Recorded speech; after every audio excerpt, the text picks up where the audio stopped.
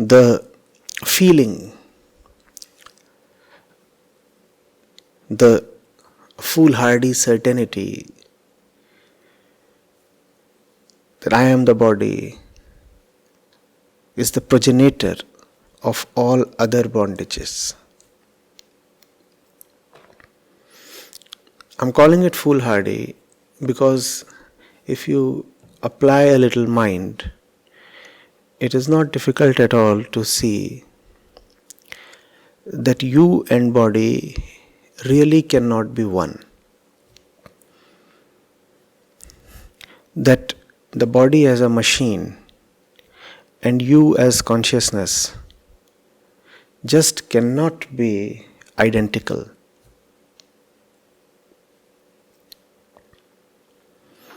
The very nature of body, if studied, makes it clear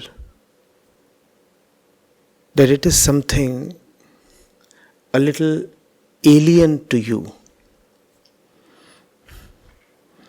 What remains a mystery, however, is the fact that you are apparently tied to the body.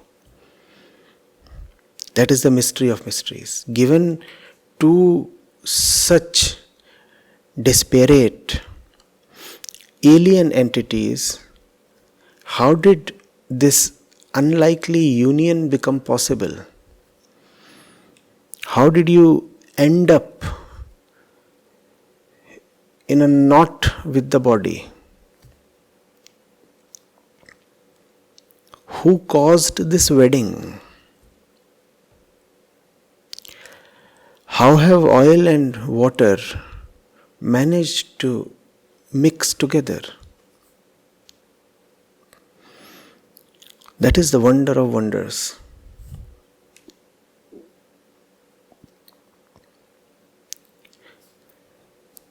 Getting it? The body is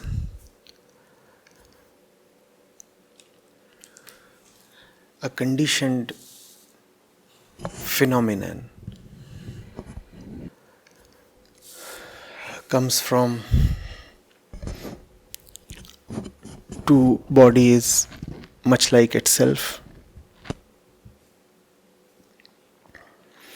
undergoes a predictable cycle of growth, development of all kinds, and then decay and death. And that's all that the body knows. Passing through its life cycle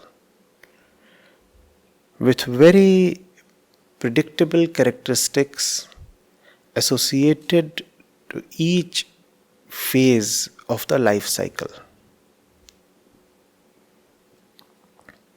Right? And that is how you see medicines can be and are developed. All medicines are either fully generic or generic to an extent, right? There is hardly any medicine that applies only to just one individual.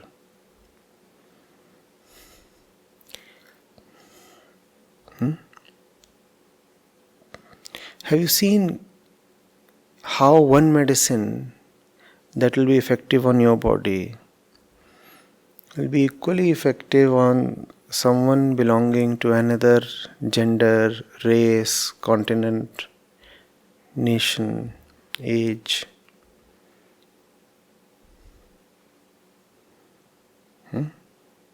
So, all bodies are similar to each other to a great extent. There is nothing unique about bodies. Are you getting it? And then you come to consciousness. Is there any medicine that is applicable to the body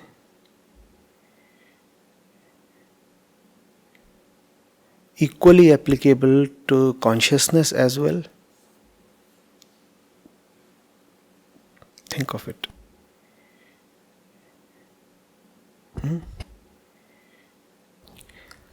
There is so much that can chemically affect the body. Does that same thing really affect your consciousness as well? Many of you will be prompted to say yes.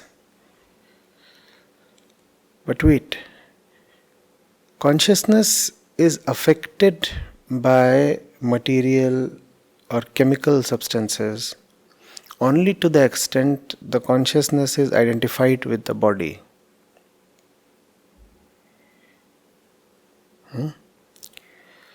There are so many things that you can give to the body that will render it almost fully healthy.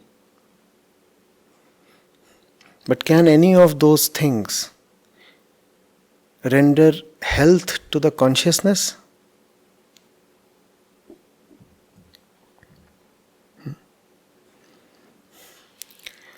The needs of the body are predictable, known, and similar and universal. The needs of consciousness are not material, mystical,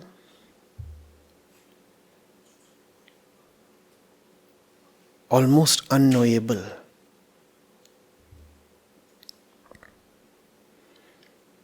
Two entities, each having needs existence in two very different dimensions. Would you call them as one, identical? The body feels hunger, the consciousness too feels hunger.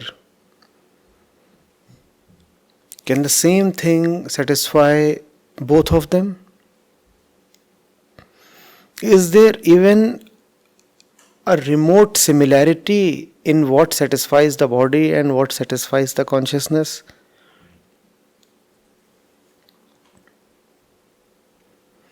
In fact, we know what satisfies the body. As for consciousness, we do not even know what satisfies it. Are you getting it? The body never says by itself, I exist. All existence, all being pertains to consciousness. Consciousness says, I am. When you are not conscious, is there anybody to say, I am? The body is still there, lying unconscious. Does the body say by itself, I am? The consciousness says, I am. Right? Now this consciousness that says, I am, exists in one particular dimension. The body exists in a totally different dimension. And yet, it's quite wonderful that the consciousness somehow ends up saying, I am the body. I am the body. It is this absurd combination that is at the root of all human misery. Two entities that just cannot have any convergence, any meeting ground, somehow come to meet in the form of a human being. A human being is in some sense an impossibility. We shouldn't be existing.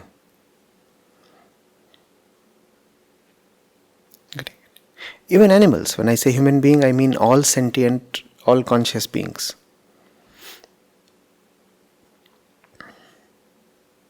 The body could have existed on its own.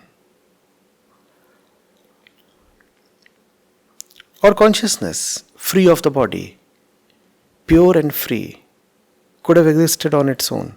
How come these two managed to meet and mate?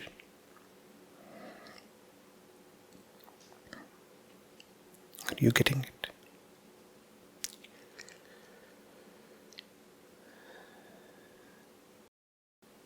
One never knows how it happened, but irrespective of how it happened, it has resulted in great suffering as well as a great possibility. The great suffering is because this unlikely union has happened.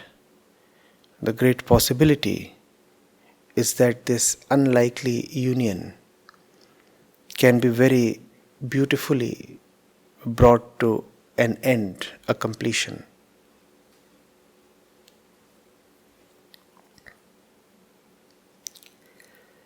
Are you getting it?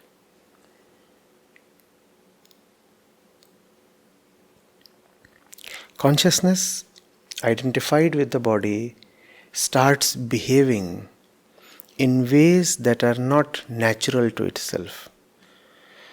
The nature of consciousness is absolute freedom. But when consciousness is tied to the body, then it cannot behave freely. So how will consciousness then feel? What would be the quality of its experience? The quality of the experience of consciousness, when it cannot be natural, is called bondage or suffering. That's what the Upanishad says. All suffering is the experience of consciousness when it cannot be its natural self. In fact, pure consciousness, non-dual consciousness, becomes an experiencing consciousness only after it has combined with the body. Otherwise, the consciousness will not experience anything. It's full, complete, and non-dual in itself. Upon identifying with the body, pure and complete consciousness becomes incomplete and dualistic. It becomes an experiencer. It becomes an experiencer of other bodies, other things, the stuff in the universe. And therefore, all experience is of bondage or suffering.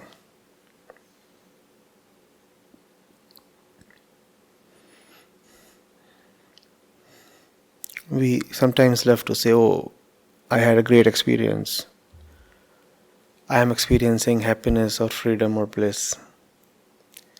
But the fact is, as long as there is the experiencer, all experience will be directly or indirectly that of suffering. Therefore, there can be no experience of that which is real. Only the unreal can be experienced. Truth or freedom, therefore, cannot be experiences. Are you getting it? To have an experience, first of all, an experiencer has to be there. And the experiencer, by definition, is the partial, impure, ignorant, dualistic consciousness. If consciousness is still ignorant and impure and incomplete, how will it experience anything complete? Given the state of the consciousness, all its experiences will be of suffering of some kind. Now, unless we want to say that the experience of truth too is an experience of some kind of suffering, we should readily agree that truth cannot be experienced. Similarly, freedom cannot be experienced. Then how do truth and freedom come to the human being, the human mind, the human consciousness? They come to us, if at all, in the form of the cessation of the experiencer. Not as another experience to the experiencer, but as the cessation of the experiencer. These are two very different things.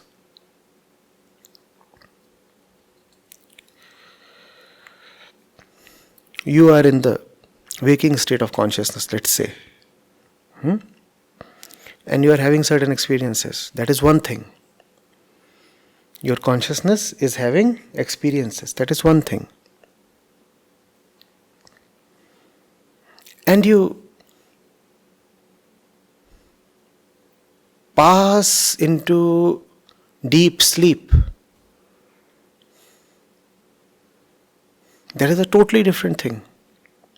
Now, there is a pleasure associated with having experiences in the waking state. And there is a deep bliss associated with retreating into deep sleep.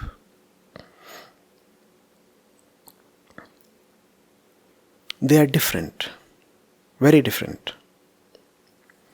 In one, the first one, the experiencer is alive, kicking, eager, hungry to soak in more experiences and gratify itself. In the other one, the experiencer has simply withdrawn,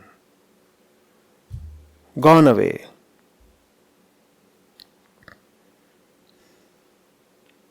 Are you getting it? So that's how truth comes to you. Not as an experience to you, but as an end to you. If you do not get the difference between these two things, then you will remain another one of those enlightenment chasers who believe that enlightenment too is some kind of an event, albeit a special event or a special experience. There are so many people who claim or report extraordinary experiences during meditation or such things. And they deeply believe that these experiences have some metaphysical significance. They believe that it is a call from the beyond, or some mystical dimension is calling to them.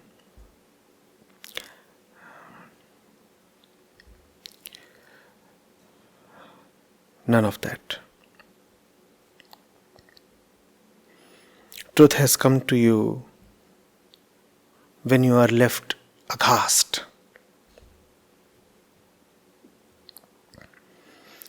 Truth has come to you, or is coming to you,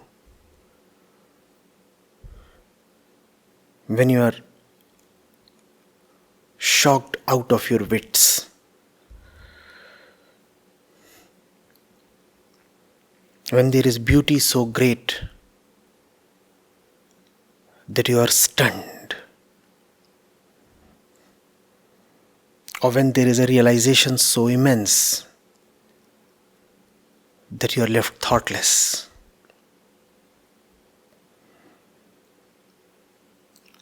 And if you are stunned or thoughtless or witless, then you do not call it an experience. It is some kind of a passing away. It is some kind of a coma.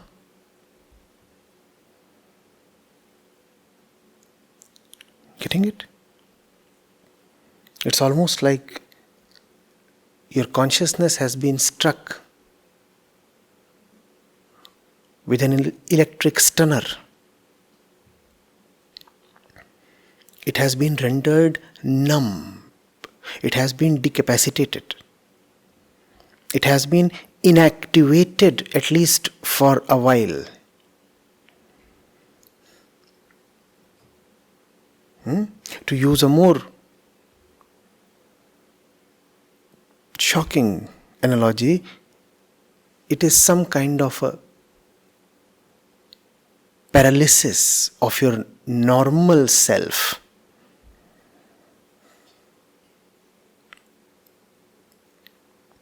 That's when you know that something special has happened. In fact, you cannot even really know.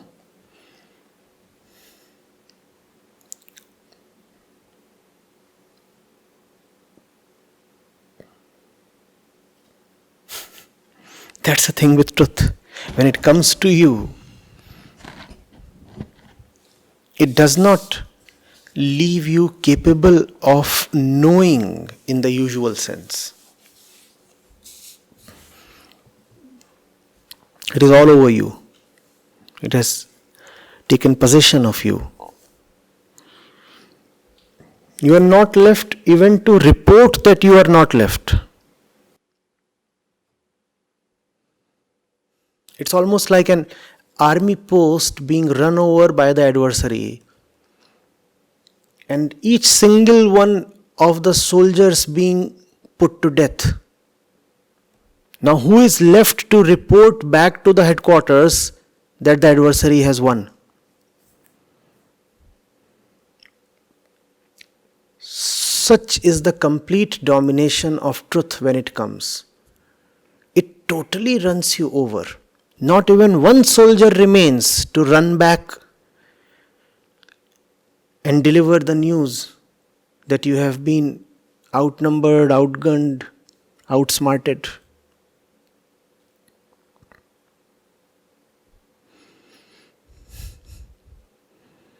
Are you getting it?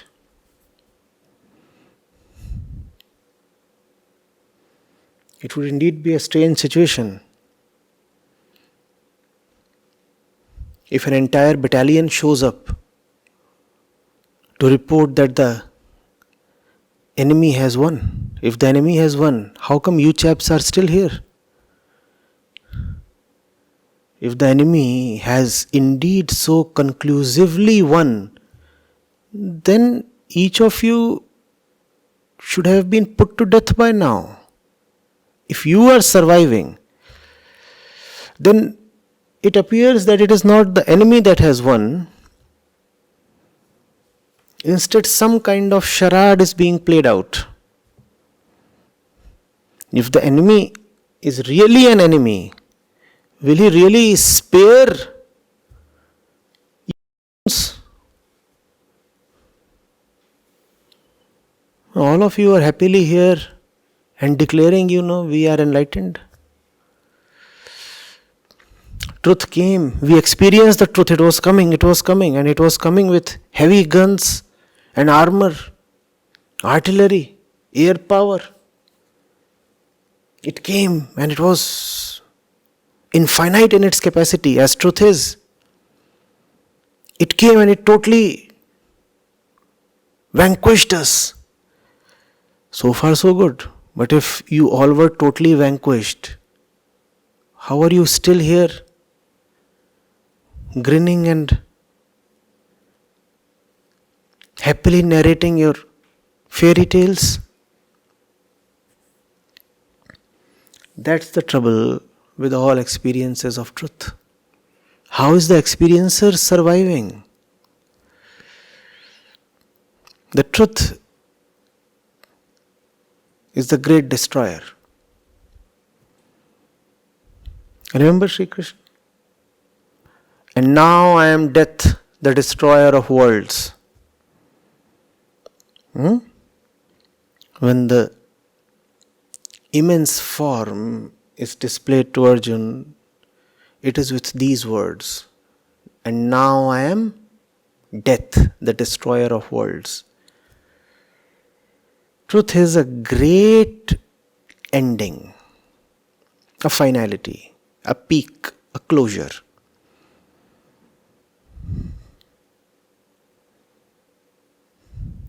If you indeed have had an encounter with absolute truth, you will not remain. And if you still remain, then what you have experienced is some kind of an ordinary dream. An ordinary dream appearing extraordinary, just as people with a weakness for cosmetics do. No. Any ordinary person can manage to appear extraordinary by virtue of cosmetic treatment.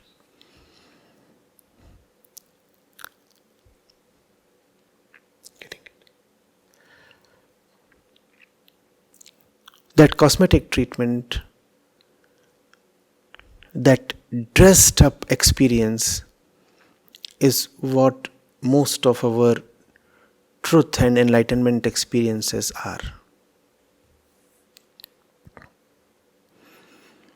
A simple, ordinary thing showing up as something extraordinary.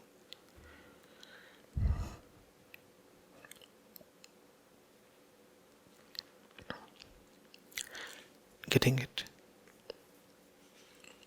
So, why do we say that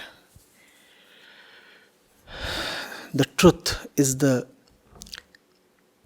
ending of consciousness? Consciousness as we know it, consciousness in the sense we are conscious, is consciousness adulterated with physicality?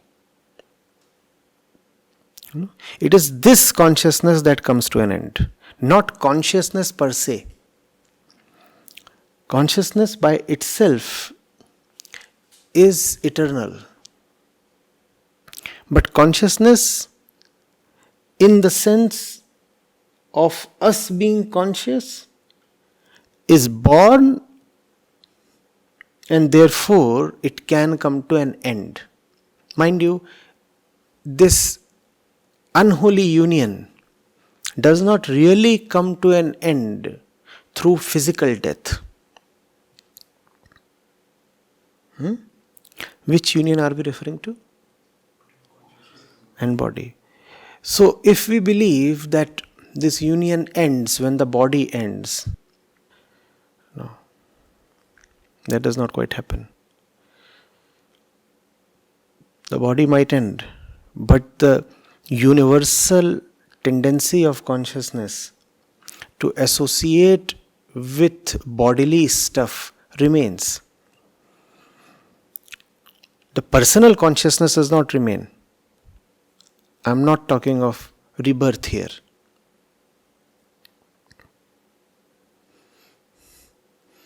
The tendency of consciousness itself, not personal consciousness, the tendency of consciousness itself to attach to a body, that remains.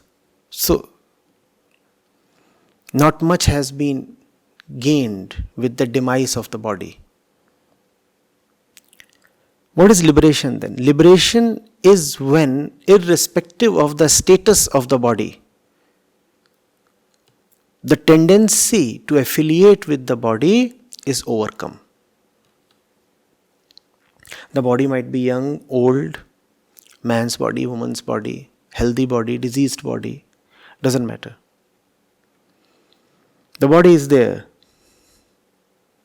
And consciousness has seen that it is not the body, there is no point uniting with the body. Now it's a supreme way to be alive. Right? The body is alive and you are not bodily. The body is alive and you are not bodily. The body is alive, but the body is now not dictating terms to consciousness.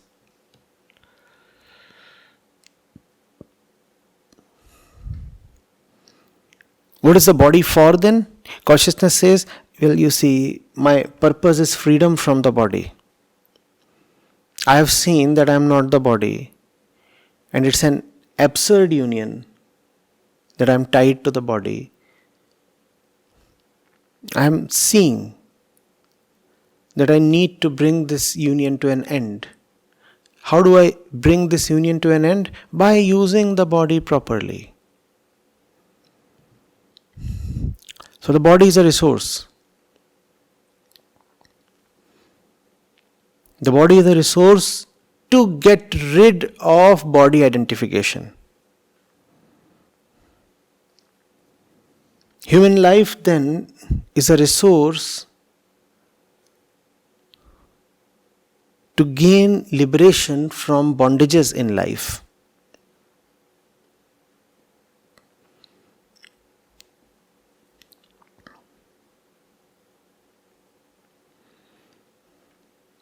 Getting it?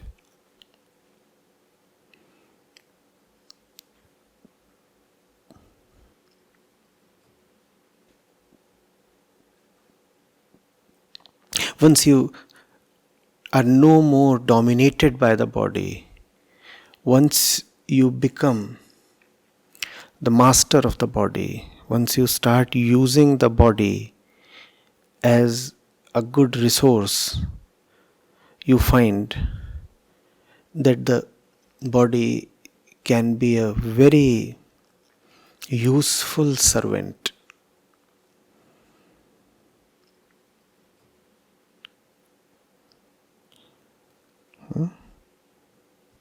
Now life is not something random. Now life is not a sequence of chance events. Now life is really purposeful.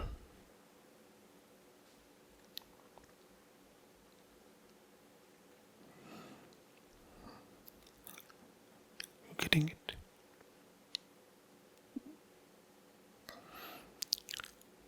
That should have helped you see something important. Randomness or being subjected to randomness is bondage.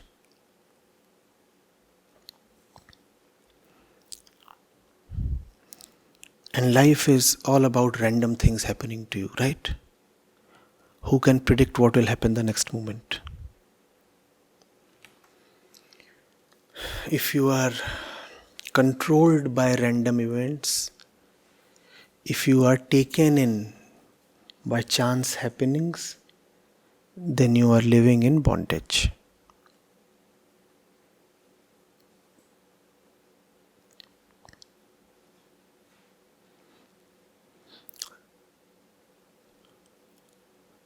To test your degree of freedom, just see what unpredictability of life does to you.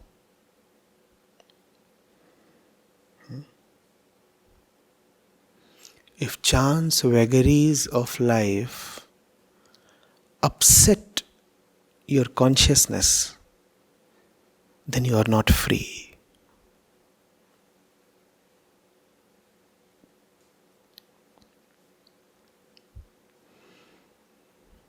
Right? However much we may like to plan, things seldom go as per the plan.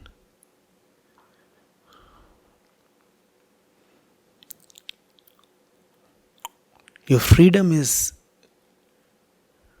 tested by your response when things do not go as per the plan. Which means always.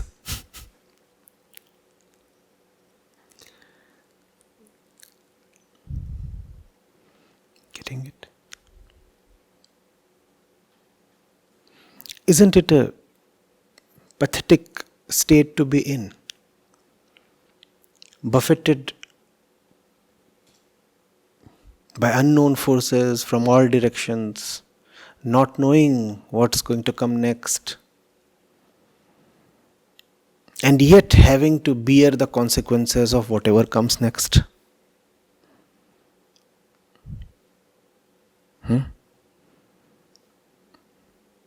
Most of us live that way. Very, very vulnerable. Very much at the mercy of situations. And therefore always afraid.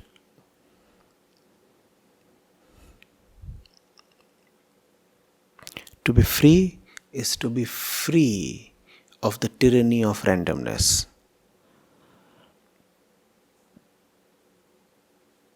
Come what may, I am.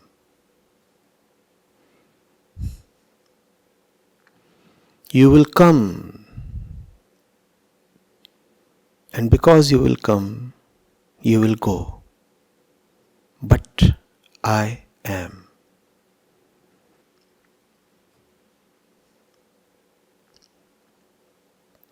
Will you remember this? You will come, and because you will come, you will go. But I am.